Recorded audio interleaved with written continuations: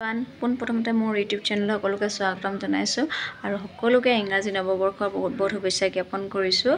আজি 31 ডিচেম্বৰ বুলি এটা স্পেচিয়েল ৰেচিপি বনাইছোঁ। আহকচোন চাওঁ। পোনপ্ৰথমবাৰৰ বাবে চাই আছে তেনেহ'লে মোৰ চেনেলটো ছাবস্ক্ৰাইব কৰিবলৈ নাপাহৰিব আৰু ভাল লাগিলে লাইক কৰিব, কমেণ্ট কৰিব আৰু শ্বেয়াৰ কৰিব।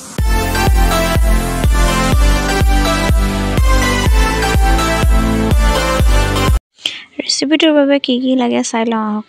আদা এটুকুৰা, নহৰু, ভোট জলকীয়া এটা, পিঁয়াজ 3টা আৰু পিঁয়াজ পাত লৈ লৈছোঁ। পিঁয়াজ পাতখিনি সৰু সৰুকৈ মিহি মিহিকৈ কুটি ল'ম। এনেকৈ দেখিলে মিহি মিহিকৈ কুটি লৈছোঁ। গাহৰি মাংসখিনি আপোনালোকে আগতে বইল কৰি ল'ব।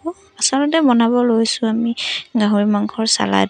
আপোনালোকে থাম্বনেইল দেখি হয়তো গম পাইছে যে কি কৰিব লৈছোঁ। তাৰপিছত আদা টুকুৰা মিহি মিহিকৈ কাটি লৈছোঁ। খুন্দি লোৱা নাই, খুন্দি ল'লে ইমান এটা ভাল নালাগে, কিন্তু এনেকৈ মিহি মিহিকৈ কুটি ল'লে খাই ভাল লাগে, যিহেতু অকণমান মানে টেষ্টটো মুখত লাগে।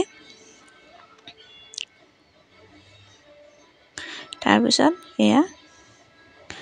আদা গোটেই টুকুৰাই দিছোঁ। আদা টুকুৰা অকণমান বেছিকৈ দিছোঁ, তেতিয়া আদাৰ গোন্ধটো ভাল লাগে খাবলৈ। তাৰপিছত পিঁয়াজখিনি এনেকৈ গোল গোলকৈ কাটি লৈছোঁ। গোল গোলকৈ কাটি ল'লে মানে তাৰ পৰা গোল গোলকৈ উলিয়াবলৈ ভাল লাগে, দেখি ভাল লাগে। আচলতে যিকোনো বস্তুৰে মানে এটা ডেক'ৰেশ্যন হ'লে ভাল লাগে। তাৰপিছত ভোট জলকীয়াটো এনেকৈ সৰু সৰুকৈ কাটি লৈছোঁ। গোটেই ভোট জলকীয়াটো নিদিওঁ, কিয়নো বৰ বেছি জ্বলা খাবলৈ আমি নোৱাৰোঁ।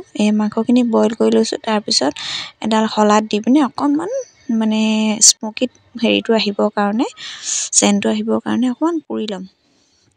ঠিক আছে, মাংসখিনি পুৰি লৈছোঁ, দেখিছে।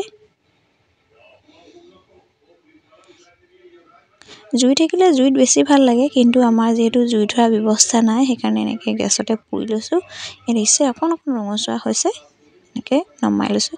যিহেতু গাহৰিখিনি আগতে মই বইল কৰি লৈছিলোঁ, সেইকাৰণে বৰ বেছি নিসিজিলেও হ'ব। তাৰপিছত নহৰুকেইটা এনেকৈ পুৰি ল'ম। নহৰুকেইটা পুৰি ল'লে তাৰ গোন্ধটোও বৰ ধুনীয়া লাগে। নহৰু বৰ বেছি নাই দিয়া, 4টাহে দিছোঁ। তাৰপিছত এইখিনি পুৰি ল'ম। গাহৰিখিনি এনেকৈ অকণমান টুকুৰা টুকুৰাকৈ কাটি লৈছোঁ। আপোনালোকে সম্পূৰ্ণ ভিডিঅ'টো চালেহে গম পাব যে ইয়াত আৰু 2টা বস্তু মই মিক্স কৰিম, যিকেইটাই মানে মাংসখিনি আৰু বেছি টেষ্টি কৰি তুলিব। সেয়া দেখিলে অকণ মানে পোৰাটো বৰ বেছি নোহোৱাৰ কাৰণে মই টাৱাতে দি দিলোঁ। তাৰপিছত সৰুকৈ মাংসখিনি কাটি ল'লোঁ। তাৰপিছত তাৰ ওপৰত দিলোঁ মান ধনিয়া।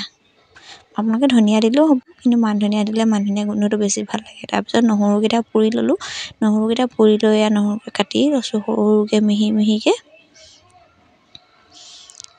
ইয়াত যদি কেঁচা জলকীয়া আপোনালোকে দিব পাৰে, কেঁচা জলকীয়াও পুৰি ল'ব, খাই ভাল লাগে। তাৰপিছত আচল যিটো টেষ্ট কৰি তোলে, আমি দিছোঁ নেমু টেঙা। নেমু টেঙা অকণমান মাংসখিনিৰ ওপৰত জোখ অনুযায়ী চেপি দিবচোন।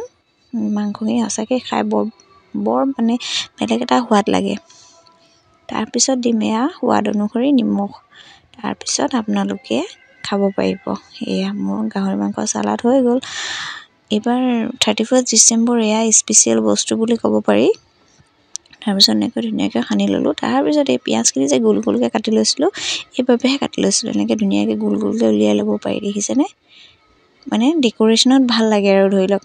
খোৱাটো পিছৰ কথা, খোৱা একেই টেষ্ট, কিন্তু ডেক'ৰেশ্যনটো মানে যিকোনো বস্তু ডেক'ৰেশ্যনটো ভাল লাগিলে খায়ো যেন বৰ ভাল লাগিব, তেনেকুৱা নিচিনা নালাগেনে বাৰু।